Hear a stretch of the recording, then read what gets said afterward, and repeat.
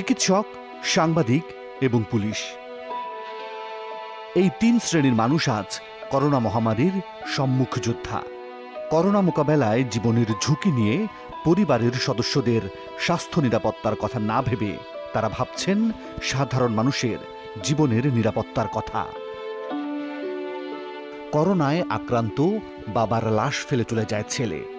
সেই লাশ কাঁধে নিয়ে দাফনে এগিয়ে আসে বেশ কিছু স্বেচ্ছাসেবী সংগঠন আর পুলিশ বাহিনীর সদস্য। শুধু তাই নয়, স্বাস্থ্যবিধি মেনে ক্ষুধার্তদের মাঝে ত্রাণ নিয়ে ঘরে ঘরে হাজির হয় বেশ কিছু সংস্থা। অসুস্থ রোগীকে হাসপাতালে নিয়ে যাওয়া, হোম কোয়ারেন্টাইন নিশ্চিত করা, গরিব কৃষকের ধান কেটে প্রশংসা কুড়িয়েছে পুলিশ বাহিনী। এ যেন এক মানবিক পুলিশ। চেষ্টা করছে সাধারণ মানুষের সঙ্গে থেকে এই মহা দুর্যোগে সরকারের তত্ত্বাবধানে মাননীয় প্রধানমন্ত্রীর নির্দেশে আমরা যত দ্রুত সম্ভব আমাদের এই দেশের মানুষকে পরিত্রাণ দিতে পারি, সেজন্য আমরা সবার সঙ্গে মিলে দায়িত্ব পালন করছি। এই মহামারীতে চিকিৎসক আর স্বাস্থ্যকর্মীদের ভূমিকাও কম নয়। সরাসরি করোনা রোগীর কাছে গিয়ে নিরলস পরিশ্রম করে যাচ্ছেন তারা। এতে কেউ করোনায় আক্রান্ত হয়েছেন, কেউ বা নিজের জীবনটাও বিলিয়ে দিয়েছেন। করোনা পেশেন্টকে আমরা যখন ডিল করি তখন আসলে আমাদের এই চিন্তাগুলো যে আমার পরিবার আছে বা আমার নিজের আক্রান্ত হওয়ার সম্ভাবনা আছে, এইভাবে চিন্তা করে আসলে আমরা কাজ করি না। সেটা যদি আমরা চিন্তা করতাম আসলে কাজ করাও সম্ভব না। এর বিপরীত চিত্রও আছে।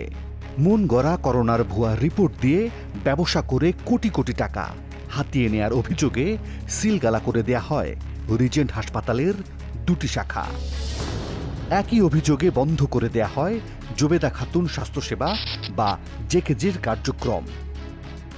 শুধু তাই নয়, সরকারি হাসপাতালগুলোতে ওত পেতে থাকে বেশ কিছু দালাল চক্র। সেসব চক্রের একটি অবস্থান করছিল রাজধানীর মুগদা জেনারেল হাসপাতাল এলাকায়। 15 জুন 2020 মুগদার এই দোকানে অভিযান চালায় র্যাবের একটি দল। উদ্ধার করা হয় করোনার নেগেটিভ এবং পজিটিভের ভুয়া সনদ। আটক করা হয় 4 জনকে। এই প্রতারক চক্রটি মুগদা জেনারেল হসপিটাল আশেপাশে তারা সক্রিয় ছিল। বিভিন্ন সময়ে যারা মুগদা জেনারেল হসপিটালে স্যাম্পল দিতে এসেছে তাদেরকে প্ররোচিত করে এই 5 থেকে 7,000 টাকার বিনিময়ে এখান থেকে ভুয়া সার্টিফিকেট তারা প্রদান করেছে। এই কর্মকর্তার কথার সূত্র ধরে মাঠে নামে টিম 360 ডিগ্রি। করোনার এমন ভুয়া সনদ টাকার বিনিময়ে পাওয়া যায় কিনা সেটাই এবার আমরা নিজেরাই যাচাই করতে চাই। যেখানে করোনা ভাইরাসের পরীক্ষা করা হয় সেই সরকারি ল্যাবের একজন কর্মচারীর সাথে আমাদের মোবাইল টেলিফোনে যোগাযোগ শুরু হয়। ভাই, আমার একটা ওই যে করোনা টেস্টের রিপোর্ট লাগবে। মানে আমার হচ্ছে নাম ঠিকানা হচ্ছে যে নাম ঠিকানা খালি দিব, আমি টেস্টের নমুনা দিব না। পারবেন?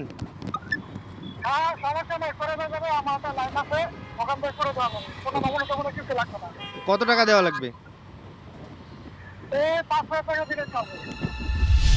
টাকার বিনিময়ে আমরা করোনা পরীক্ষার একটা সনদ নিতে চাই। কোনো প্রকার নমুনা দেয়া ছাড়াই আমরা সনদটি নিতে চাই শুধুমাত্র মোবাইল ফোনে যোগাযোগের মাধ্যমে। সেই সনদ কিন্তু আমরা হাতেও পেয়ে গেছি। আমাদের এই অনুসন্ধান কিন্তু কোনো প্রতিষ্ঠানকে বিতর্কে ফেলার উদ্দেশ্যে নয়। আসলে বেশ কিছুদিন ধরে আমাদের কাছে অভিযোগ আসতে থাকে যে টাকা পয়সা দিলেই নাকি মিলে যাচ্ছে করোনা পরীক্ষার মন গড়া রিপোর্ট। আর এই অভিযোগের সত্যতা যাচাই করতে মাঠে নামে টিম 360 ডিগ্রি। আর মাঠে নেমে আমরা দেখতে পাই যে একের পর এক কঠিন সব সত্য আমাদের কাছে ধরা দিচ্ছে। এই মহামারীর সময়ে একদল সুযোগ সন্ধানী রীতিমতো ফাঁদ পেতে বসে আছে।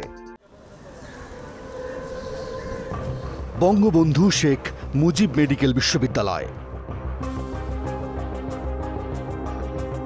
এই দৃশ্য আরো 2 মাস আগের। ঘন্টার পর ঘন্টা দাঁড়িয়ে থেকেও করোনা টেস্ট করতে পারেনি সাধারণ মানুষ।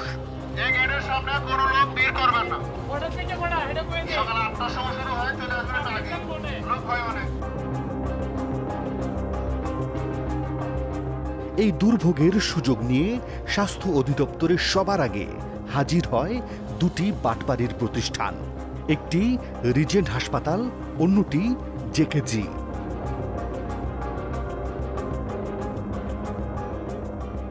দুর্যোগের প্রাথমিক পর্যায়ে দিশেহারা হয়ে কোনো ধরনের যাচাই বাছাই না করে সেই দুটি প্রতিষ্ঠানকে অনুমোদনও দেয় স্বাস্থ্য অধিদপ্তর।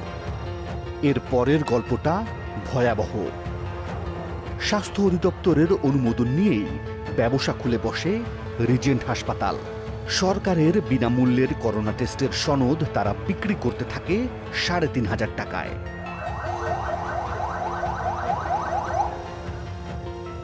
র্যাবের অভিযানে বেরিয়ে আসে রিজেন্ট হাসপাতালের কুকীর্তি। র্যাবের অভিযানে হাসপাতাল দুটি বন্ধ হলেও ৭ দিন ধরে ধরাছোঁয়ার বাইরে ছিলেন রিজেন্ট গ্রুপের চেয়ারম্যান মোহাম্মদ শাহেদ। বোরকা পরে ভারতে পালিয়ে যাবার সময় সাতক্ষীরা থেকে তাকে গ্রেপ্তার করা হয়। রিজেন্ট হাসপাতালের কেলেঙ্কারিতে স্বাস্থ্য মন্ত্রণালয় থেকে কারণ দর্শানোর নোটিশ দেয়া হয় স্বাস্থ্য অধিদপ্তরের মহাপরিচালক ডাক্তার আবুল কালাম আজাদকে।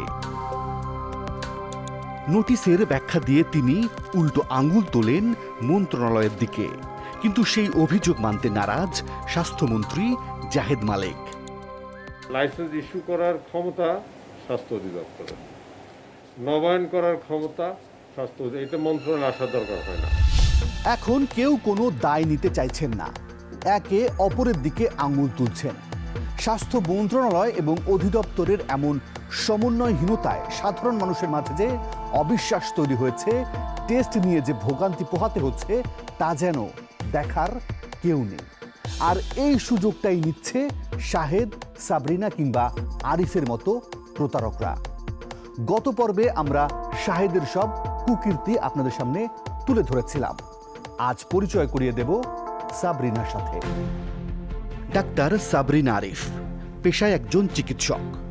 জাতীয় হৃদরোগ ইনস্টিটিউট ও হাসপাতালের কার্ডিয়াক সার্জারি বিভাগের রেজিস্ট্রার হিসেবে কর্মরত ছিলেন।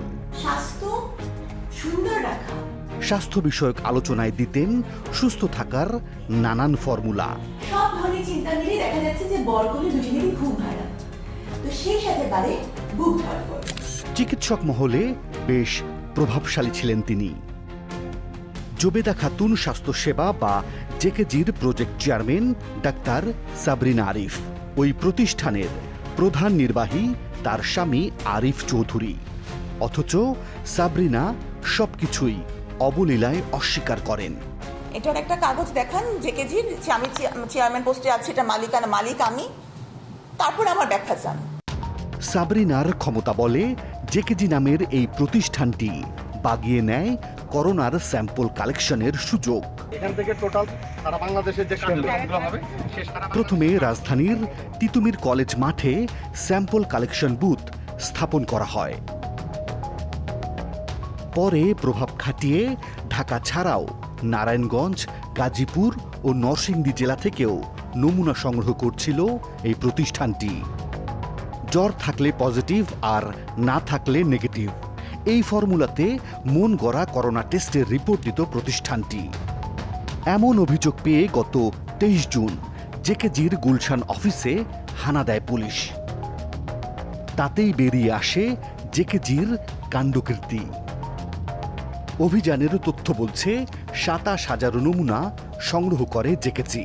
এর মধ্যে ১১,৫৪০ জনের করোনার নমুনা সরকারের রোগতত্ত্ব, রোগ নিয়ন্ত্রণ ও গবেষণা ইনস্টিটিউট IEDCR এর মাধ্যমে সঠিক পরীক্ষা করানো হয়েছিল।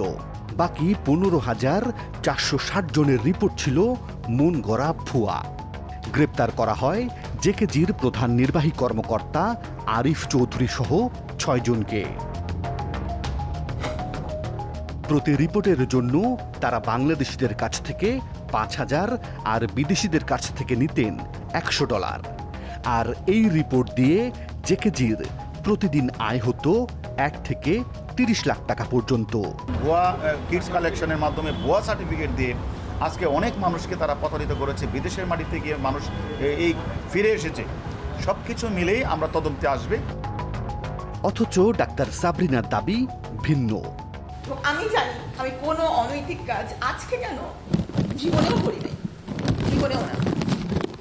মোটামুটি নেশাদার মতো জিনিস যা আছে তারা তা করতো আরিফ চৌধুরী। আরিফ চৌধুরীর লোকজনও করতো, আরিফ চৌধুরী নিজেও করতো। এবং আরিফ চৌধুরীর ওয়াইফ যে ছিলেন সাবরিনা, উনিও এই এদের নেশাপান যুক্ত ছিল।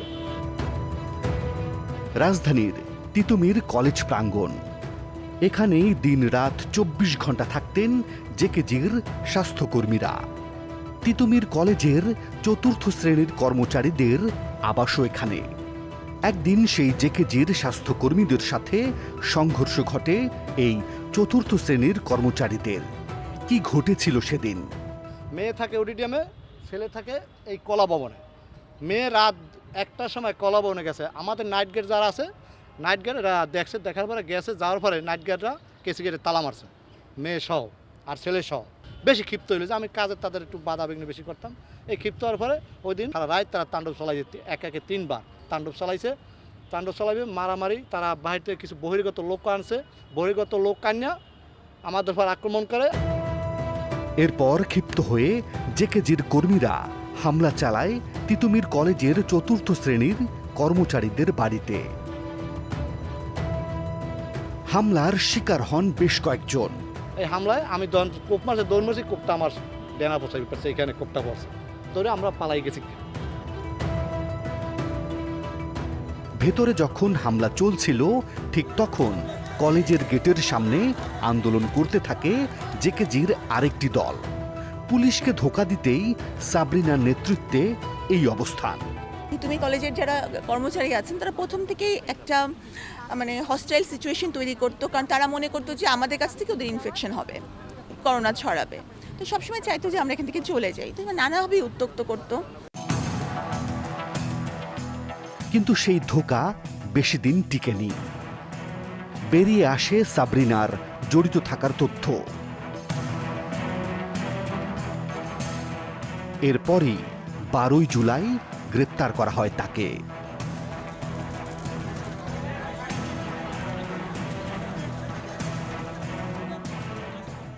আমরা জিজ্ঞাসাবাদ করব যে এই তথ্যগুলি পেয়েছি, তার ভিত্তিতে যদি সে অপরাধী হয়, তদন্তে প্রমাণ হয়, তার বিরুদ্ধে ব্যবস্থা নেওয়া হবে।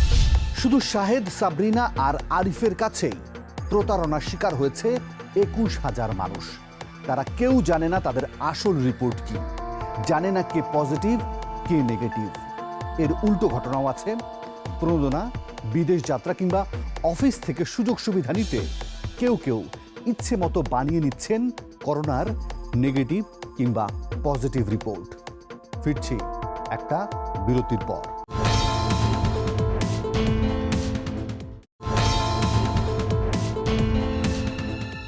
বলছিলাম টাকা পয়সা দিলেই নাকি পাওয়া যাচ্ছে করোনা টেস্টের নেগেটিভ অথবা পজিটিভ রিপোর্ট।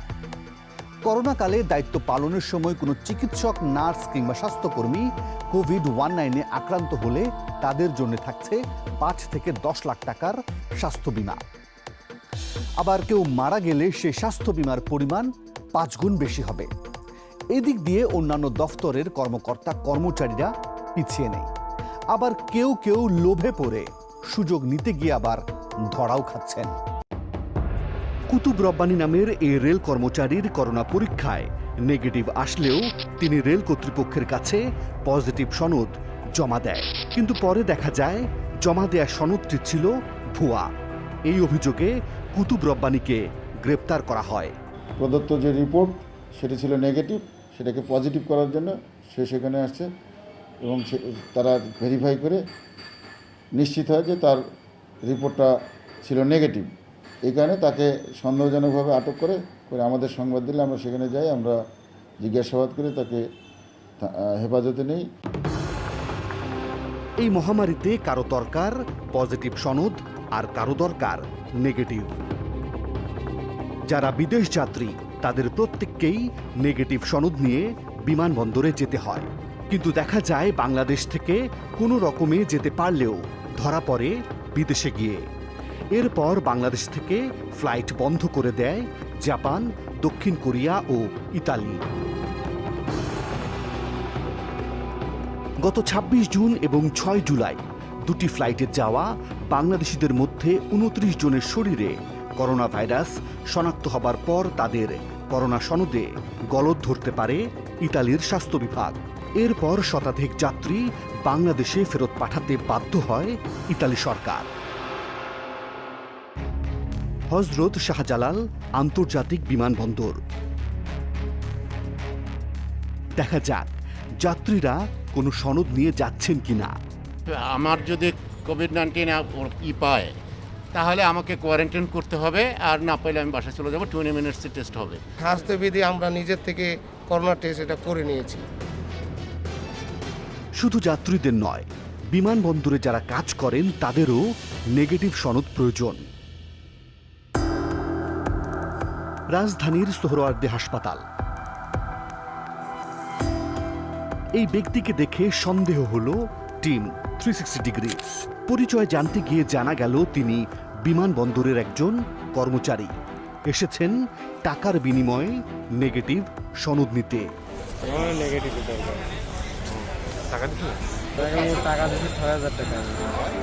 কিন্তু টাকা দিলেই কি সনদ পাওয়া যায়? আমরাও সোহরাওয়ার্দী হাসপাতাল এলাকার মিলন নামের এই দালালের সাথে যোগাযোগ শুরু করি। আপনাকে আমি রিপোর্ট করে দিতে পারবো। এবার স্যাম্পল দিতেই হবে, মাস দিয়ে স্যাম্পল দিলে তো আপনার সমস্যা নাই। নেগেটিভ হইলে আপনার মোবাইলে মেসেজ যাবে, এটা অফিসে দেয় না। ও পজিটিভ দরকার, আর ছুটি নেবে তো করে দিতে পারবো। পরে ফোনে আমাদেরকে জানানো হয় সম্ভব, সব সম্ভব।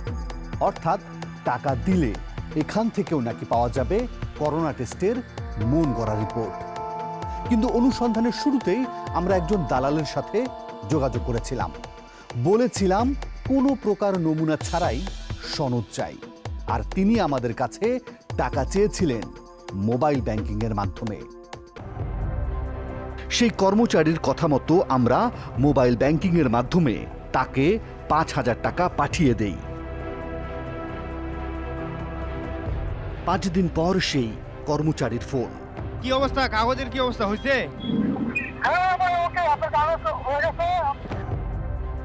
টিম 360 ডিগ্রির গাড়ি চলতে থাকে মহাখালীর দিকে।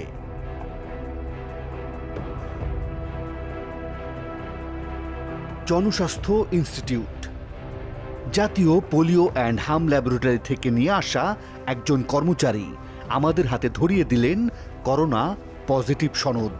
প্রশ্ন হচ্ছে, কোনো প্রকার নমুনা দেয়া ছাড়াই কিভাবে এই সনদ দিলেন তিনি?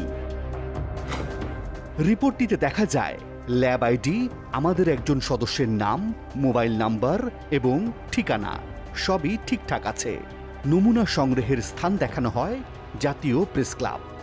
এই সনদে স্বাক্ষর আছে প্রতিষ্ঠানের প্রধান ডাক্তার মাহবুবা জামিলের। রিপোর্টটি তাদের সার্ভারে আছে কিনা যাচাই করতে হবে। সেই রিপোর্টটি নিয়ে টিম 360 ডিগ্রি এবার হাজির সেই ল্যাবে, যে ল্যাবের একজন কর্মচারী কোনো প্রকার নমুনা না নিয়েই রিপোর্ট দিয়েছেন। ল্যাবের প্রধান ডাক্তার মাহবুবা জামিল কার্যালয়ে নেই। কথা বলতে চাই ল্যাবের অন্যান্য কর্মকর্তা কর্মচারীদের সাথে।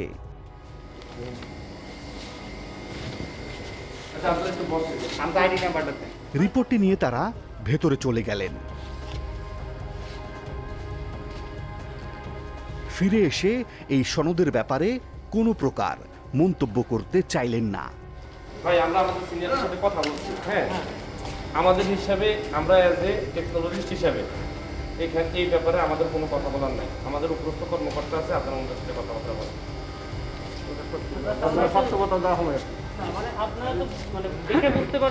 আমরা দেখে বুঝতে পারবো যে এভরিথিং আমরা বুঝতে পারতেছি, বাট আমার মুখ দিয়ে বলার আমার ক্ষমতা নেই। এটা কি বা কি সবই আমি বুঝতেছি, বাট আমার ক্ষমতা নেই বলার। রিপোর্টটি নিয়ে আমরা আবারও একদিন হাজির হই সেই ল্যাবে, কিন্তু সেদিনও কার্যালয়ে পাওয়া গেল না ল্যাব প্রধান ডাক্তার মাহবুবা জামিলকে। বেশ কয়েকবার চেষ্টার পরেও জানা গেল না এই সনদ আদৌ তাদের সার্ভারে আছে কিনা। হয়তো এই সনদ এই ল্যাব থেকে বেরিয়েছে, নয়তো তাদের সেই কর্মচারী কোনো এক কম্পিউটারে বসে নিজে এটা তৈরি করে দিয়েছেন। তাহলে কি বিভিন্ন ল্যাব কিংবা প্রতিষ্ঠানের অভ্যন্তরীণ যোগসাজশেই এসব করোনা টেস্টের নেগেটিভ পজিটিভ রিপোর্ট বেরিয়ে যাচ্ছে? আমাদের আরও একটি করোনার ভুয়া সনদ বের করতে হবে। ফিরছি আরও একটা বিরতির পর।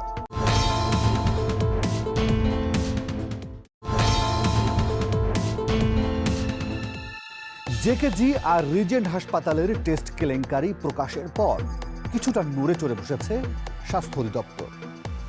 করোনা পজিটিভ সনদ দিয়ে যে সকল চিকিৎসক, নার্স এবং স্বাস্থ্যকর্মী 5 থেকে 10 লাখ টাকার স্বাস্থ্য বীমা দাবি করেছে, তাদের সকলেরই সনদ পরীক্ষা নিরীক্ষা হচ্ছে।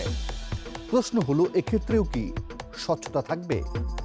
এবার আমাদের আরও একটি ভুয়া সনদ নেবার পালা। রাজধানীর শহীদ সোহরাওয়ার্দী মেডিকেল কলেজ হাসপাতাল। আমরা এখান থেকে দালালের মাধ্যমে একটি পজিটিভ সনদ বের করতে চাই। এজন্যে আমরা যোগাযোগ করেছিলাম দালাল মিলনের সাথে। তবে টাকা চেয়ে বসলেন 2000 টাকাও দেয়া হলো তাকে।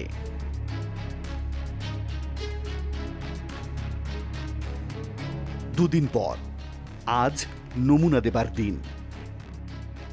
টিম 360 ডিগ্রির একজন সদস্যের নমুনা দেয়া হবে। আমরা একজন সদস্যকে বাছাই করেছি যার করোনা পরীক্ষায় নেগেটিভ এসেছিল। দালাল মিলন আমাদের একটি ফর্ম পূরণ করতে বললেন।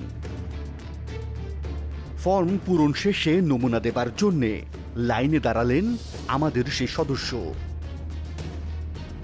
নমুনা দিয়ে চলে আসলেন।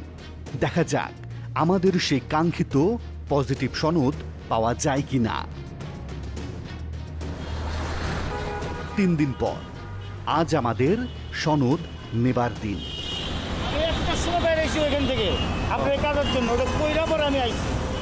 মিলনের হাত থেকেই পাওয়া গেল সেই সনদ। নাম্বারটা কোথায় থেকে জানি? এই নাম্বারে অন্য এটাই পাবো। আমরা দেখতে চাই তার কথা সত্য কিনা। যেতে হবে হাসপাতালের ল্যাবে। তার আগে দেখে নেওয়া যাক রিপোর্টটিতে আমরা যে তথ্যগুলো চেয়েছিলাম সব ঠিকঠাক আছে কিনা। এই সনদেও আমাদের সদস্যের নাম, আইডি নম্বর এবং ঠিকানা সবই ঠিকঠাক আছে। আছে পজিটিভ লেখাও। রিপোর্টটি নিয়ে আমরা এবার হাজির মেডিকেল কলেজের উপাধ্যক্ষ অধ্যাপক ডাক্তার মোহাম্মদ শাহাদাত হোসেনের কক্ষে। রিপোর্টটি নিয়ে একজন কর্মচারী যাচাই বাছাই করতে থাকলেন। 1690 এই নম্বরের আইডি খুঁজে পাওয়া গেল, কিন্তু এই আইডির বিপরীতে রোগীর নাম মমতাজ বেগম, করোনা নেগেটিভ। কিছু প্রতিষ্ঠান আপনার করেছে, অনিয়ম করেছে, কিন্তু আমাদের সরকারি প্রতিষ্ঠানে কোথাও কোনো ধরনের অনিয়মের কোনো সুযোগ নেই। বোঝা গেল এমন আইডি নম্বর ব্যবহার করে অনেককেই প্রতারিত করছেন সেই দালাল মিলন। এবার সেই দালাল মিলনকে ধরতে হবে। দেখা যাক এবার তিনি কি বলেন। আপনি একটা সার্টিফিকেট বের করে দিয়েছিলেন। আমি না না হ্যাঁ না আমি আপনি দিয়েছিলেন কিন্তু এখন আপনি বললে আমি তো দেই নাই বস। আমি তো কাউকে কিন্তু ভিডিও ফুটেজ আছে তখন কে এই সার্টিফিকেট দিচ্ছেন? এটা কি? এটা তো আপনি? জি। এই যে সার্টিফিকেট তো আপনি দিলেন। সার্টিফিকেট আমি তো অনেকে আমাকে ওই আমার পরিচিত যারা আছে এদের অনেকের রিপোর্ট আমি এই যে এটা তো ছিলাম আমাদেরই একজন লোক। এই যে সার্টিফিকেট দিচ্ছেন, এই যে আপনি হাতে দিচ্ছেন, হ্যাঁ এই দেখেন ভিডিও পুরোটা আছে। জি। তাহলে তো আপনিই দিয়েছেন। না আমি তো এই সার্টিফিকেট দিই নাই। এই যে এইটাই দিয়েছেন। এটা দেখেন শাহিনুর আলম, আমাদের এই টিমের সদস্য। না না ওনাকে আমি দিছি। আমার এই কাগজ আমি দেই নাই, কিন্তু উনি কে আমি সেটাও জানি না। আমি আমার এখান থেকে রিপোর্ট হলো আপনার সিবিসি রিপোর্ট দিছি। সিবিসি না, আপনি কোভিড-19 এর না না না আমি সিবিসি রিপোর্ট দিছি। এটা কি কোভিডের রিপোর্ট না ভাই? আমি এরকম দিই নাই ভাই। যত যাই বলুন না কেন, গোপন ক্যামেরায় ধারণ করা ছবিকে অস্বীকার করবেন কি করে? সেখানে তো সব সত্য লুকিয়ে আছে। আসলে এই মহামারীর সময়ে এক অদৃশ্য শত্রুর সংক্রমণে আক্রান্ত মানুষগুলো ভীষণ রকম অসহায়। আর এই অসহায়ত্বের সুযোগটাই নিচ্ছে বিচ্ছিন্ন কিছু দালাল আর রিজেন্ট কিংবা জেকেজির মতো কিছু প্রতিষ্ঠান। আসলে কিছু কিছু মানুষের কারণে আমাদের করোনা টেস্ট দেশে বিদেশে ভীষণ রকম প্রশ্নের মুখে পড়েছে, আর এখনই ব্যবস্থা না নেওয়া গেলে ভুগতে হবে কিন্তু দীর্ঘমেয়াদে। প্রিয় দর্শক, আপনাদের কাছে কোনো সুনির্দিষ্ট তথ্য কিংবা অভিযোগ থাকলে আমাদেরকে জানাতে পারেন। আমাদেরকে জানাতে পর্দায় দেখানো মাধ্যমগুলোতে যোগাযোগ করুন। আজ তাহলে এ পর্যন্তই, তবে কথা কিন্তু একটাই, ভালো থাকবেন, ভালো রাখবেন।